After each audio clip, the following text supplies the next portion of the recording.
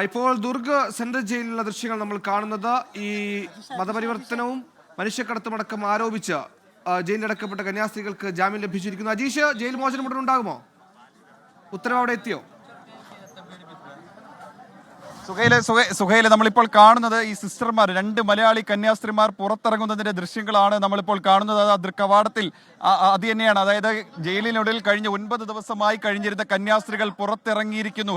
Bail order നേരിട്ട് കൊണ്ടുവരാതെ തന്നെ അത് സാധ്യമായിരിക്കുന്നു എന്നാണ് അവരുടെ ആ എംപിമാരുടെ 3 രാഷ്ട്രീയ പാർട്ടികളുടെ പ്രതിനിധികളും അവിടെയുണ്ട്. BJP-യുടെ പ്രതിനിധികളുണ്ട്, LDF-ന്റെയും UDF-ന്റെയും പ്രതിനിധികളുണ്ട്, എംപിമാരും MLA അടക്കമുള്ളവരുണ്ട്. തൊട്ടടുത്ത കന്യാസ്ത്രീ മഠത്തിലെ മദർ സുപ്പീരിയർ 2 കന്യാസ്ത്രീ പ്രതിനിധികളുണ്ട്. എല്ലാവരും ഉണ്ട്. ആ 2 കന്യാസ്ത്രീകൾ 9 ദിവസത്തിന് ശേഷം ഇപ്പോൾ ജയിൽ മോചിതരായിരിക്കുന്നു. ആ ദൃശ്യങ്ങളാണ് നമ്മളിപ്പോൾ കാണുന്നത്. ആ സന്തോഷ നിമിഷമാണ്, എല്ലാവരും കാത്തിരുന്ന ആ നിമിഷമാണ് നമ്മളിപ്പോൾ ആ ദൃശ്യങ്ങളിൽ കാണുന്നത്. കന്യാസ്ത്രീമാർക്ക് 9 ദിവസത്തിന് ശേഷം മോചനം സാധ്യമായിരിക്കുന്നു. ആ ദൃശ്യങ്ങളാണ്. എല്ലാ പ്രതിനിധികളും ചേർന്ന് ആ കന്യാസ്ത്രീമാരെ സ്വീകരിക്കുന്ന ദൃശ്യങ്ങളാണ്. എല്ലാവരും കാത്തിരുന്ന നിമിഷം. കഴിഞ്ഞ 9 ദിവസമായി കേരളത്തിലെമ്പാടും രാജ്യത്തും പ്രതിഷേധം നടന്നത് ഈ ഒരു മുഹൂർത്തത്തിന് വേണ്ടിയിട്ടാണ്, ഈ കന്യാസ്ത്രീകളുടെ മോചനത്തിന് വേണ്ടിയിട്ടാണ്. സിസ്റ്റർ വന്ദന ഫ്രാൻസിസ്, സിസ്റ്റർ പ്രീതി മേരി രണ്ടുപേരും പുറത്തിറങ്ങി വരുന്നു. അവരെ സ്വീകരിക്കാൻ 3 രാഷ്ട്രീയ പാർട്ടികളുടെ പ്രതിനിധികളും ചേർന്ന് അവരെ സ്വീകരിക്കുന്നു. ആ ദൃശ്യങ്ങളാണ് ഏറ്റവും കാത്തിരുന്ന ദൃശ്യങ്ങളാണ് നമ്മളിപ്പോൾ കണ്ടുകൊണ്ടിരിക്കുന്നത്. 2 സിസ്റ്റർമാർ ജാമ്യ വ്യവസ്ഥ ഉള്ളത് കൊണ്ട് സിസ്റ്റർമാർ നേരിട്ട് നമ്മളോട് പ്രതികരിക്കില്ല. ജനങ്ങളോട് അവർക്ക് പലതും പറയാനുണ്ട്. അവർ നേരിട്ട കൊടിയ മാനസിക പീഡനത്തെ പറ്റി പറയാനുണ്ട്. പക്ഷേ അവർക്ക് ഇപ്പോൾ സംസാരിക്കാൻ സാധിക്കില്ല. കാരണം NIA കോടതിയുടെ ജാമ്യ വ്യവസ്ഥയിൽ മാധ്യമങ്ങളോട് സംസാരിക്കരുതെന്നുണ്ട്. അങ്ങനെ വ്യവസ്ഥകൾ ഉള്ളത് കൊണ്ട് അവർ പ്രതികരിക്കില്ല. പക്ഷേ അവർ നേരിട്ട മാനസിക പീഡനത്തെ പറ്റി, അവർ അനുഭവിച്ച പീഡനത്തെ പറ്റി എല്ലാം അവർ മറ്റുള്ളവരോട് തുറന്ന് സംസാരിച്ചിട്ടുണ്ട്.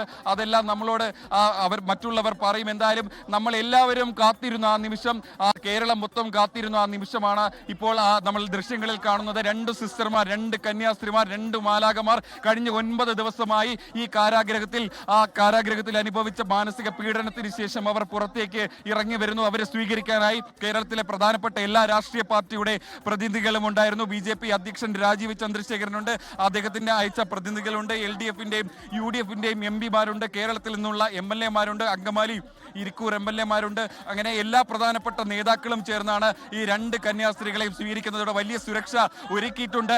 വലിയ സുരക്ഷ തന്നെ പോലീസിന്റെ സാന്നിധ്യത്തിൽ ഇവിടെ ഒരുക്കിയിട്ടുണ്ട്. കാരണം ക്രമസമാധാന പ്രശ്നം ഉണ്ടാകാനുള്ള സാധ്യത കണക്കിലെടുത്ത് പോലീസ് ജയിലിന്റെ അകത്തും പുറത്തും തന്നെ കൂടുതൽ പോലീസുകാരെ വിന്യസിച്ചിട്ടുണ്ടായിരുന്നു. എന്തായാലും എല്ലാവരും കാത്തിരുന്ന ആ നിമിഷമാണ്.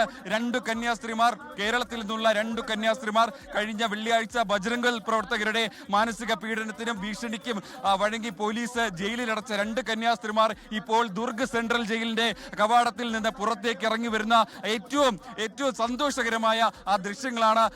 ആ നിമിഷങ്ങളിലൂടെയാണ് നമ്മളിപ്പോൾ കടന്നു പോകുന്നത്. എന്തായാലും 2 കന്യാസ്ത്രീമാരെയും MPമാർ ചേർന്ന്, MLA-മാർ ചേർന്ന്, രാഷ്ട്രീയ പാർട്ടി പ്രതിനിധികൾ ചേർന്ന് സ്വീകരിച്ചു. സന്തോഷത്തോടെ സ്വീകരിച്ച് എല്ലാവരുടെയും മുഖത്ത് ആ സന്തോഷം കാണാം. നമുക്ക് എല്ലാവരുടെയും മുഖത്ത് ആ സന്തോഷം നമുക്ക് കാണാം.